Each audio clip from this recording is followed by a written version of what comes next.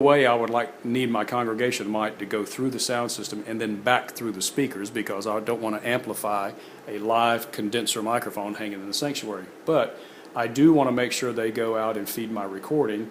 So if you'll notice, when I hit select on my congregation mic, it goes to sub 1 and sub 2, which feeds my recording. But I do not want it to ever go through my main speakers, because this will happen, and I don't want that.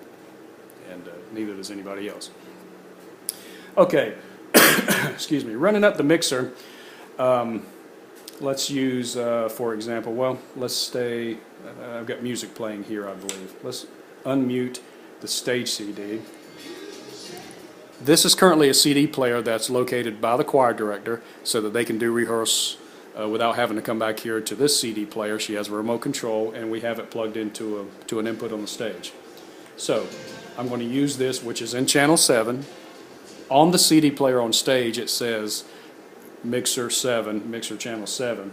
So she can come, we can go up there, we can start a CD. We can turn it up or down, obviously in the house sound system. We can mute it. If we needed to, we could solo it, meaning that we could plug a pair of headphones in here and we could listen only to what's going on in that channel. I could also go through and solo any other channel and see what I'd like to hear. See what I'd like to hear. That don't make any sense. Anyway, I could hear what's in the channel. Going back to here, I'm going to unmute it. And I'm going to turn it down so you can still hear me. But I'm going to hit select. Now, anything that I do on this portion of the mixer relates to only that stage CD player. For example, I'm sending it to sub 1 and sub 2, meaning that it will go to my recording. And I'm sending it to my main output, meaning it's going out to my main speakers. So, case in point, I take it out of the main speakers, put it back in the main speakers. Now, let's say that I don't particularly like the sound, or I'd like to change something, make it sound different. Well, I have what they call a high-pass filter, which filters off low frequencies or roar, rumble, things like that. I have a compressor, if I'd like to install a compressor. I've got low, mid, high mid, and high frequencies, which basically is just a tone control. So for example, I don't know if we can hear it on this recording, but if I left my music there and I came over here to my highs and I said that I can make it crisper, darker.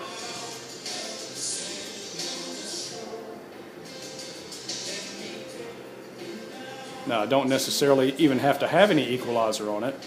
But like I said, when I select that channel, anything I do relates only to that one channel. Okay, I'm going to skip up to this section before we get to the auxes, which are the monitor section.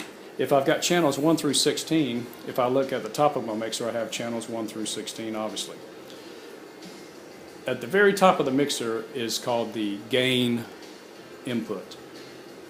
What this allows me to do is match up all of the inputs that I'm putting into the mixer. I may have something that's a very strong signal, like an electronic keyboard, and I may have something that's not as strong, like a lavalier microphone or a handheld microphone.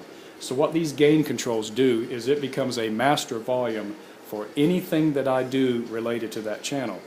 So I have to be very careful when I make an adjustment to my gain input. If I bring this up, then it's going to turn this up. See, I'm not even moving my fader, but we can hear the music getting louder. Now, the thing to be very cautious about is once I turn that gain control up, I'm turning it up in the house system, I'm turning up that music in the monitor piano, in the monitor 2 on stage, I'm turning it up in the choir, and I'm turning it up in my subwoofer. So I have to be very particular and very cautious when I mess with the gain control. If you'll notice, there are lights lit up.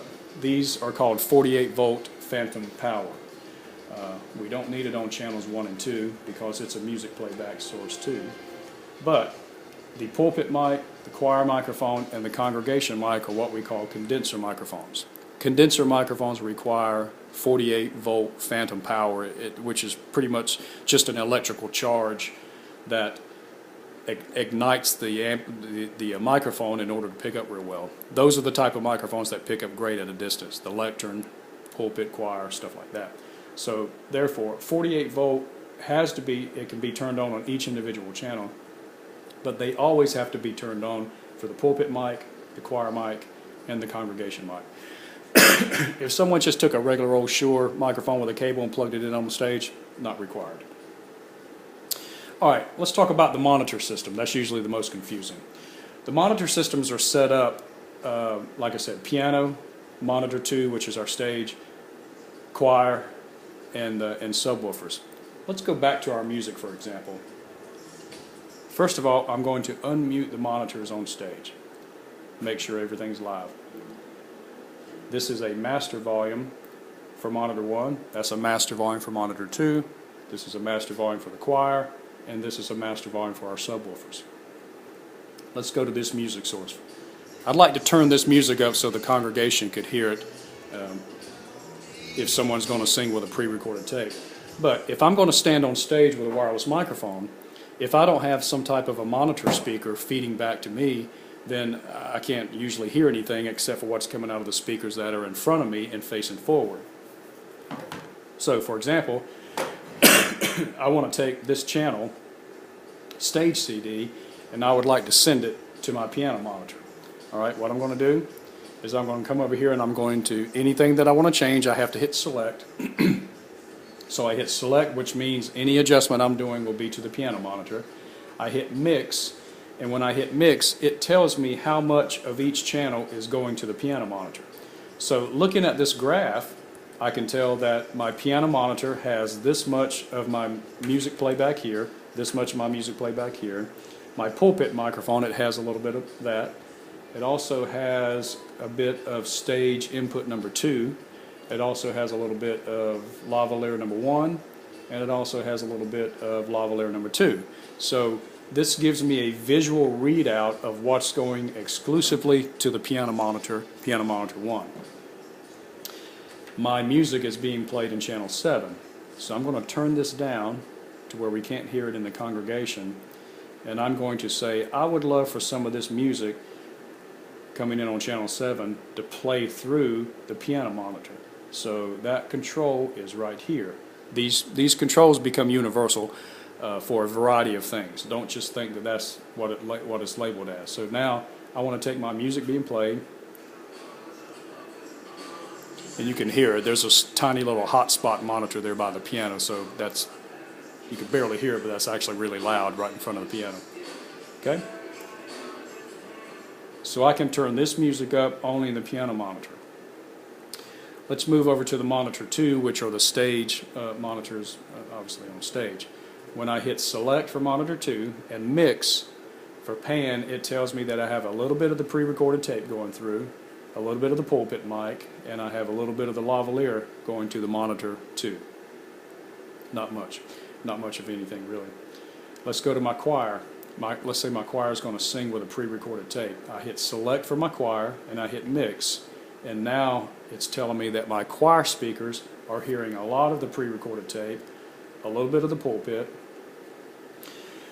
excuse me, a little bit of stage 2, a little bit of stage 15, a little bit of lavalier 1, a little bit of lavalier 2, a little bit of everything all the way across, and all the handhelds. So that tells me that the choir, they've been using quite a bit of monitoring going back.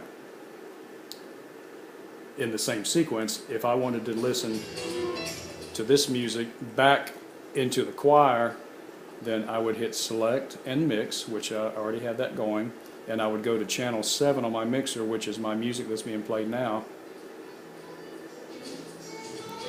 Now I'm turning up my music only for the choir to hear, but I have to be cautious, because if I turn that up so loud, obviously we can hear it out here in the sanctuary, so I have to kind of find that balance of a little bit in the choir and a little bit in the house. That's the mixing portion of it. There's a little delicate balance in there. All right. In that same format, I'll leave a little bit for her in there. In that same format, subwoofers. I installed subwoofers that pretty much do nothing but enhance the music that's being played.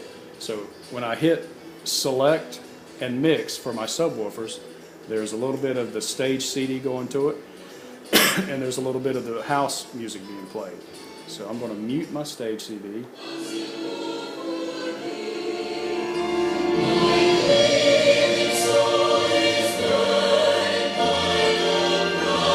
Subs really fill out the system. What I'm going to do muted them.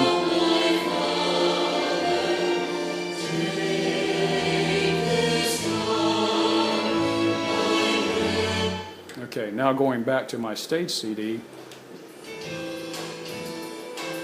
I can add as much as I'd like to my subwoofers.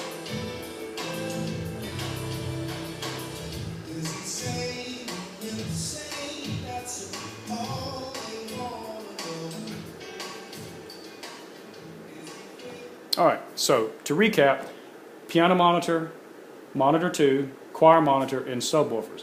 I have to hit select and mix, and then I dial up how much of each or any channel I would like to go to that specific area. In the same manner that the mute switch works here, the mute switch also comes over here and kills the piano monitor, kills monitor 2, kills the choir monitor, and kills the subwoofers. Mute obviously meaning cutting it off. So if I undo the mutes, then that takes me through. There's also a master volume for each section. So that's a quick and easy way of how to set the monitor system up. Excuse me, for the mixer. This section over here is the main outputs. There's a wireless dongle that lets us connect to our iPad, which I have done many times, and we'll go into that in detail on another system. Most everything else lives the same. There should be little or no reason to make adjustments other than we can increase or decrease the amount of level going to our recording over there. Sub 3 and sub 4 is not being used now, and obviously the main is the main output to our recording. There's a headphone output here, and there's a headphone level control, so I could hit solo, headphone, and I could actually listen to each individual channel if I prefer. The nice thing about the Presonus is once we get settings that we like, we can go through and we can store presets. I have purposely stored the settings that we have been working on. I think numbers 2, 3, 4, 5, and 6. I keep making those changes on there. But it has a memory recall. So, for example, if we make a change on the mixer, we don't have to get all panicky and store the setting. If we shut the mixer off and bring it back up, the general changes that we have made stay in place. There's a nice set of effects, reverb banks in here that we haven't set up, that I don't anticipate us using in this setup. The purpose of this is to keep it very simple, but to give the church access control outside with some type of iDevice, assuming that the software is downloaded. Okay, that's a general overview of the mixer. These control the sliders for the house system. I can select each channel, I can solo it, or I can mute it.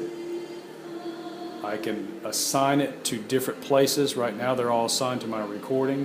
Get rid of that. Once I select a channel, for example the stage CD that I've got, I can enhance or add bass, low mids, high mids, or highs, which is all of our tone control. I can add a compressor. A compressor is pretty much just like a governor. If you have somebody who's just really nailing a microphone or really screaming into a microphone and I'd like to have control over them, I could set this compressor to where once they get up to a certain level, it acts like a governor on a golf cart. It doesn't let it go any higher. I forgot to cover this. This says D. This is a kind of a direct out setting. We're not utilizing anything on the D control. We are, however, utilizing the 48 volt on particular channels, 3, 4, and 16. And that's about the general overview of the mixer. I have nice LED meters showing my sub 1 and sub 2, which is tied to here, my main output. And just muting and unmuting is really a nice way to do. This mixer will work real well for the church, and keeping it back in this room will allow us to preserve any settings and things we would like to have. One thing that we don't use a lot on this is the talkback microphone. I forgot there's a mic input on the back for talkback, and it lets me assign it to auxiliary 1 or 2, which would be my 2 monitors, auxiliary 3 or 4, which would be the choir, mains, and talkback if I needed to sit back here and get ready for a choir cantata or a Christmas cantata, and I had to communicate with them instead of just hollering across the sanctuary. I could plug a talkback mic into there, turn the level up, and it would let me send it to different places, like the main speakers, auxiliary 5 and 6, 3 and 4, or 1 and 2, and all I do is activate the button to let it know where I would like for it to go. Okay, that's the layout of the mixer.